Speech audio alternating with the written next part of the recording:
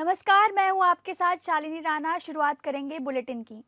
Delhi blast में मरने वालों की संख्या बढ़कर 12 हो गई है। इस बीच आज भूटान की 2 दिवसीय राजकीय यात्रा से वापस आए प्रधानमंत्री नरेंद्र मोदी दिल्ली पहुंचे। पहुंचते ही सीधे एलएनजेपी अस्पताल पहुंचे। प्रधानमंत्री मोदी ने घायलों से व्यक्तिगत रूप से मुलाकात की और उनके शीघ्र स्वास्थ्य होने की कामना की। अस्पताल के अधिकारियों और डॉक्टरों ने भी उन्हें स्थिति की जानकारी दी। घायलों से मुलाकात के बारे में जानकारी देते हुए पीएम मोदी ने एक्स पर लिखा, दिल्ली में हुए बम विस्फोट में घायल हुए लोगों से मिलने एलएनजेपी अस्पताल गया। सभी के शीघ्र स्वस्थ होने की प्रार्थना करता हूं। साजिश रचने वालों को न्याय के कटघरे में लाया जाएगा। दिल्ली ब्लास्ट के बाद भूटान से अपनी पहली स्पीच में प्रधानमंत्री नरेंद्र मोदी ने घटना का जिक्र करते हुए चेतावनी दी थी। उन्होंने इस दौरान कहा था कि इस ब्लास्ट के पीछे के सभी जिम्मेदार षड्यंत्रकारियों को किसी भी कीमत पर बख्शा नहीं जाएगा।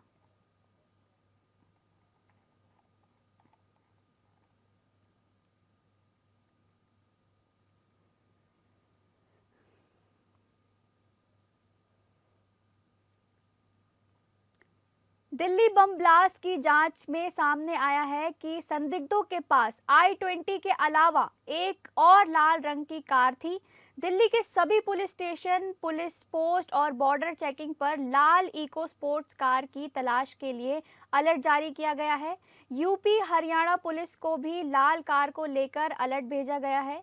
दिल्ली के सभी पुलिस स्टेशनों, पुलिस चौकियों और सीमा चौकियों को लाल रंग की फोर्ड इकोस्पोर्ट कार की तलाश करने के लिए सतर्क कर दिया गया है।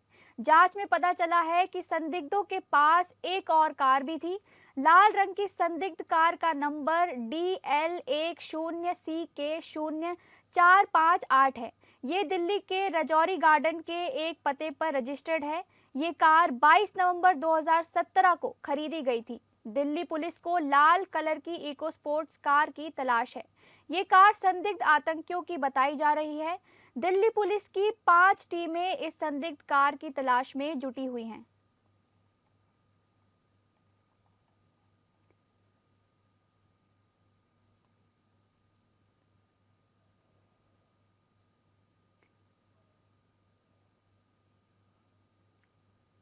दिल्ली लाल किला कार ब्लास्ट में हर पल नए खुलासे हो रहे हैं। दिल्ली में लाल किला के पास कार ब्लास्ट कैसे हुआ, किसने किया, क्या जैश का हाथ है? इन सवालों के जवाब सबूतों के साथ तलाशे जा रहे हैं। अब इस बीच दिल्ली ब्लास्ट केस में ऐसा खुलासा हुआ है जिससे जांच की पूरी दिशा ही बदल सकती है। सूत्रों की माने तो दिल्ली लाल किला ब्लास्ट केस में जैश का हाथ है। ऐसा माना जा रहा है कि आतंकी उमर मोहम्मद आतंकी संगठन जैश-ए-मोहम्मद से जुड़ा था और अब उसकी ब्लास्ट वाले दिन की गतिविधियों पर सुरक्षा एजेंसियों की नजरें टिकी हुई हैं। उसी से जांच में आगे का रास्ता मिल सकता है।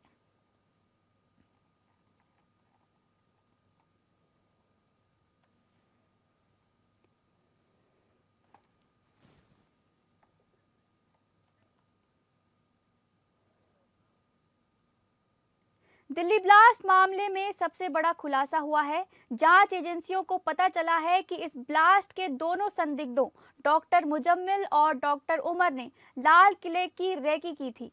डॉक्टर मुजम्मिल से पूछताछ में ये बड़ा खुलासा हुआ है। डॉक्टर मुजम्मिल और डॉक्टर उमर दोनों ने इस साल जनवरी के पहले हफ्ते में ये रेकी की थी। डॉक्टर मुजम्मिल के फोन के डंप डेटा से ये जानकारी मिली है। पूछताछ में ये भी जांच एजेंसी को पता चला है कि 26 जनवरी पर लाल किले को टारगेट करना इनकी प्लानिंग का हिस्सा था।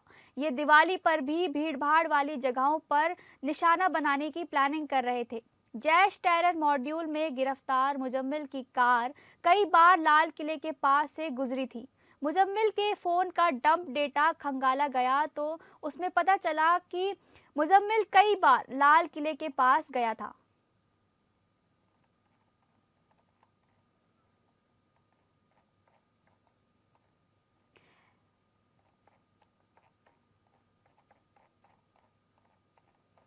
आपको बता दें कि जैश टेरर मॉड्यूल में गिरफ्तार मुजम्मिल की कार कई बार लाल किले के पास से गुजरी थी। मुजम्मिल के फोन का डंप डेटा खंगाला गया तो उसमें खुलासा हुआ कि मुजम्मिल कई बार लाल किले के पास गया था।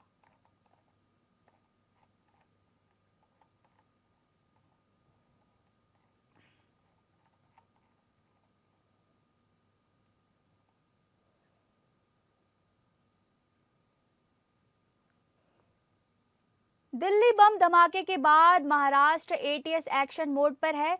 कुछ महीने पहले महाराष्ट्र के पुणे इलाके में महाराष्ट्र एटीएस द्वारा कार्रवाई करते हुए कुछ लोगों को हिरासत में लिया गया था। हिरासत में पूछताछ के दौरान एक आरोपी ने मुंब्रा में रहने वाले एक शिक्षक से पहचान होने का दावा किया। इसके बाद महाराष्ट्र एटीएस ने आज तड़के मुंब्रा इलाके के कौसा में छापेमारी करते हुए शिक्षक के घर पर लैपटॉप, फोन और कंप्यूटर सहित अन्य सामग्री जब्त कर ली। बताया जा रहा है कि अचानक महाराष्ट्र एटीएस के छापेमारी करने से टीचर को भी समझ नहीं आया कि आखिरकार एटीएस ने इसके घर पर कार्यवाही क्यों की।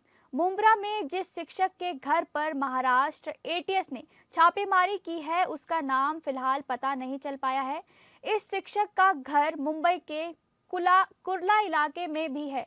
इसलिए मुंब्रा में घर की तलाशी लेने के बाद महाराष्ट्र एटीएस ने शिक्षक को मुंबई के कुर्ला इलाके में स्थित दूसरे घर ले गए और वहां पर तलाशी महाराष्ट्र एटीएस द्वारा जारी है।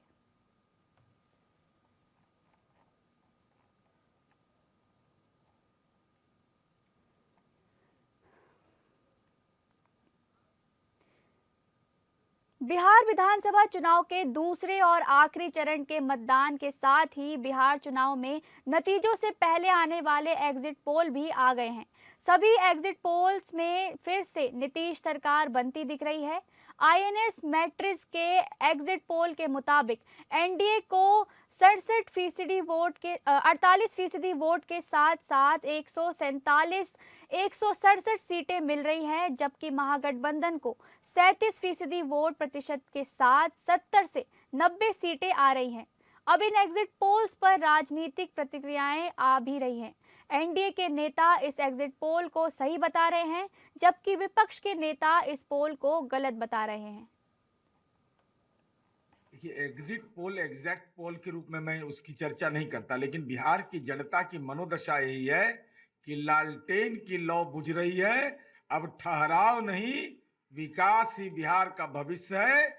जनता का फैसला साफ है। नीतीश जी और एनडीए पर पूरा विश्वास है। इस बार बिहार एनडीए को नहीं करेगा स्वीकार। बिहार की जनता जनार्दन ने बदलाव के लिए मतदान किया है, वोट डाला है। एक एक वोट की रक्षा मुस्तैदी से जनता कर रही है और पूरा उम्मीद और भरोसा है, विश्वास है कि बिहार में 14 नवंबर को जीत होगी तेजस्वी यादव जी के नेतृत्व में महागठबंधन की बम्पर। 14 नवंबर को मतगणना होगी तो उसके बाद इंडिया गठबंधन की वहां पर सरकार बनेगी। जनता सत्ता परिवर्तन का मन बना चुकी है और आज दूसरे चुनाव में इंडिया गठबंधन आगे निकल गया है। तेजस्वी यादव ने बुधवार को पटना में प्रेस कॉन्फ्रेंस कर चुनाव के महागठबंधन की जीत का दावा किया और कहा कि 14 नवंबर को नतीजे आएंगे। 18 तारीख को हम मुख्यमंत्री पद की शपथ लेंगे। उन्होंने एग्जिट पोल के अनुमान खारिज करते हुए कहा कि ये सच्चाई नहीं बताते। तेजस्वी यादव ने दावा किया कि जनता ने इस बार बिहार में बदलाव के लिए मतदान किया है। महागठबंधन को इस बार चुनाव में ऐतिहासिक जीत मिलने जा रही है। उन्होंने विधानसभा चुनाव संपन्न होने के बाद बिहार वासियों को बधाई दी और कहा कि हमने सभी उम्मीदवारों कार्यकर्ताओं से फीडबैक लिया है। तेजस्वी यादव ने कहा कि हर तरफ से बहुत पॉजिटिव सूचना मिल रही है, बिहार में बदलाव होने जा रहा है। उन्होंने ये भी दावा किया कि राष्ट्रीय जनता दल आरजेडी को जिस तरह की जीत 1989 में के बिहार चुनाव में मिली थी, 2025 में उससे भी बड़ी जीत मिलने जा रही है। तेजस्वी यादव ने कहा कि एग्जिट पोल पर ध्यान देने की जरूरत नहीं है, क्योंकि 14 नवंबर को सबको साफ हो जाएगा कि बिहार में किसकी सरकार बन रही है। उन्होंने अपने चुनावी वादों को दोहराते हुए कहा कि अगर महागठबंधन की सरकार बनती है तो महिलाओं को 30,000 रुपए की सहायता राशि दी जाएगी, किसानों को मुफ्त बिजली मिलेगी और पंचायत प्रतिनिधियों का मानदेय 2 गुना किया जाएगा। तेजस्वी यादव ने कहा कि बिहार की जनता अब बदलाव चाहती है और इस बार रिकॉर्ड मतदान हुआ है। उन्होंने आरोप लगाया कि चुनाव आयोग और केंद्र सरकार ने चुनाव में धांधली की है और महागठबंधन इसका विरोध करेगा। अब 2020 की अगर तुलना की जाए इस बार, तो 72 लाख लोगों ने ज्यादा मतदान किया है। 72 लाख मतलब इट्स अ ह्यूज नंबर, बड़ा ये आंकड़ा है। अगर 72 लाख को अगर हम 243 विधानसभा में बांटे तो 29,500 के आसपास हर विधानसभा में वोट जो है वो पड़े। यानी ये वोट कोई नीतीश जी को बचाने के लिए नहीं पड़े भैया, ये सरकार को बदलने के लिए, वोट फॉर चेंज के लिए वोट पड़े हैं। वोट फॉर चेंज के लिए 72 लाख वोट पड़े हैं। पूरे बिहार में सरकार बदलने जा रही है और ये कोई 72 लाख लोगों ने नीतीश जी को बचाने के लिए चुनाव में मतदान नहीं किया, बल्कि बदलाव के लिए जो है। बिहार विधानसभा चुनाव को लेकर आए एग्जिट पोल पर पार्टियों में संग्राम छिड़ गया है। आरजेडी प्रवक्ता मृत्युंजय तिवारी ने तो एग्जिट पोल को सिरे से खारिज कर दिया। उनका कहना है कि एग्जिट पोल कई चुनाव में गलत साबित हुए हैं, इसलिए हम एग्जिट पोल को सिरे से खारिज करते हैं। ये एग्जिट पोल गलत साबित होगा। बिहार की जनता ने तेजस्वी यादव के नेतृत्व वाले महागठबंधन के पक्ष में वोट किया है। नीतीश कुमार की विदाई के लिए जनता ने वोट किया है। वहीं कांग्रेस के वरिष्ठ नेता शकील अहमद खान के इस्तीफा पर उन्होंने कहा, ये कांग्रेस का आंतरिक मामला है। एग्जैक्ट पोल जब 14 नवंबर को आएगा, उसमें बिहार की जनता ने जो जनादेश है वो तेजस्वी यादव जी महागठबंधन के पक्ष में दिया है, एनडीए की नीतीश सरकार की विदाई के लिए दिया है, वो स्पष्ट आएगा और जीत महागठबंधन की होकर रहेगी। राज तिलक की हो गई है तैयारी, जनता ने की है राज तिलक की तैयारी, सरकार बनेगी। अब की तेजस्वी की ही है बारी। बिहार बीजेपी अध्यक्ष डॉक्टर दिलीप जायसवाल ने बिहार विधानसभा चुनाव को लेकर आए एग्जिट पोल पर कहा कि इस बार मतदाता खुलकर एनडीए के पक्ष में बोल रहा था। चुनाव में सकारात्मक माहौल था, यही कारण है कि एग्जिट पोल में एनडीए को बढ़त दी है। उन्होंने कहा, दूसरे चरण में जमकर मतदान हुआ है। उत्सव के माहौल में मतदाताओं ने घर से निकलकर मतदान किया है। देश के इतिहास में पहली बार बिहार में इतना मतदान हुआ है। प्रधानमंत्री नरेंद्र मोदी और मुख्यमंत्री नीतीश कुमार के विश्वास पर लोगों ने वोट किया है। पीएम मोदी की गारंटी और सीएम नीतीश कुमार के विकास पर जनता ने मुहर लगाई है। विशेषकर महिला और युवाओं ने जमकर वोट किया है। और नीतीश कुमार का विकास इस बार का मतदान का फैक्टर रहा है और यही कारण है कि मतदाता खुलकर फिर एक बार एनडीए सरकार बनाने के लिए मतदान करने का काम किया है। और विशेष करके महिलाओं का जो सशक्तिकरण का काम सरकार ने किया, महिलाएं पहली बार घर के दहलीज से स्वच्छंद भाव से निकली हैं और उन्होंने मतदान करने का काम किया। और ऐसा कभी देखा नहीं जाता है कि मतदान का प्रतिशत सरकार के पक्ष में बढ़ता है। तो ये 20 साल बाद सरकार के पक्ष में बढ़ना, ये नरेंद्र मोदी जी की गारंटी और नीतीश कुमार जी के विकास के प्रति लोगों का विश्वास बिहार के मतदाता को है। आंध्र प्रदेश के तिरुमला तिरुपति देवस्थानम में चढ़ाए जाने वाले लड्डू प्रसाद में इस्तेमाल होने वाले नकली घी मामले में मंदिर बोर्ड के पूर्व प्रमुख से पूछताछ हुई है। जांच एजेंसी ने मंगलवार को तिरुमला घी में कथित मिलावट मामले में तिरुमला तिरुपति देवस्थानम के पूर्व प्रमुख A.V. धर्म रेड्डी से पूछताछ की। दरअसल सर्वोच्च न्यायालय द्वारा गठित टीम ने जांच के दौरान पाया कि आंध्र प्रदेश में तिरुमला के घी श्री वेंकटेश्वर स्वामी मंदिर में पवित्र तिरुपति लड्डू प्रसादम की तैयारी में कथित तौर पर मिलावटी घी का इस्तेमाल किया गया था।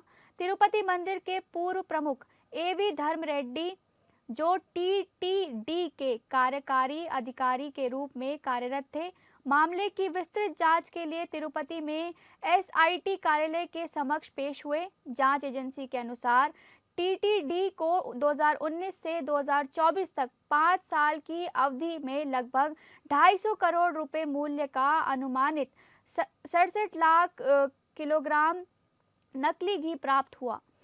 नन्नेलोर SB अदालत को सौंपी गई रिमांड रिपोर्ट में विस्तृत जांच से पता चला कि प्राथमिक आपूर्तिकर्ता उत्तराखंड स्थित एक डेयरी ने दूध या मक्खन की एक भी बूंद खरीदे बिना इतनी बड़ी मात्रा में घी पहुंचाने में कामयाबी हासिल की थी।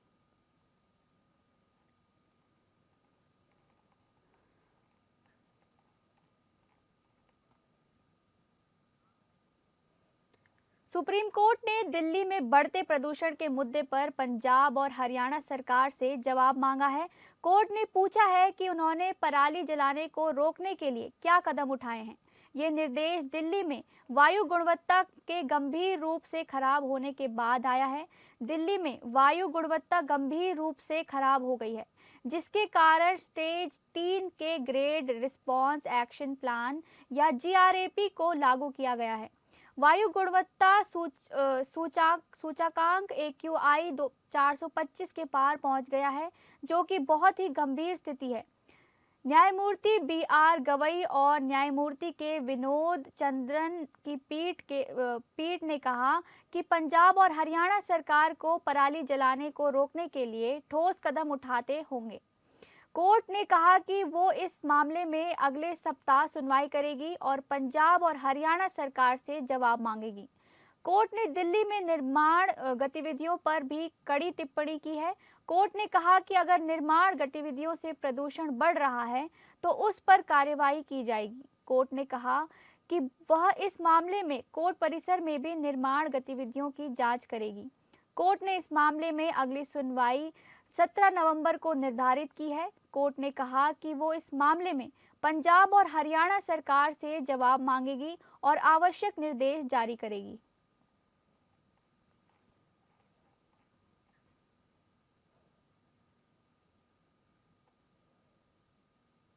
नवंबर का दूसरा हफ्ता आते ही एक बार फिर दिल्ली और आसपास के इलाकों में प्रदूषण का स्तर बेहद खराब श्रेणी में पहुंच चुका है।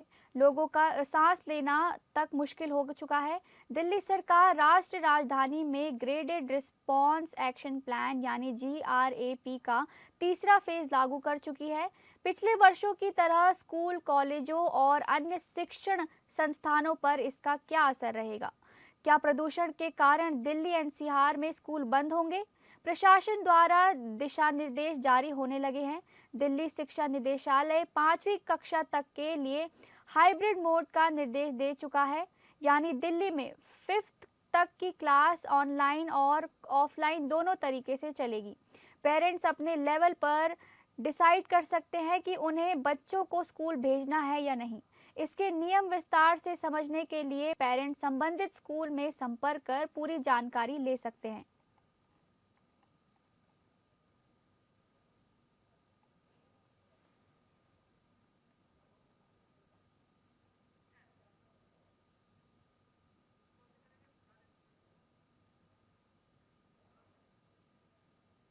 फिलहाल इस बुलेटिन में बस इतना ही। नमस्कार।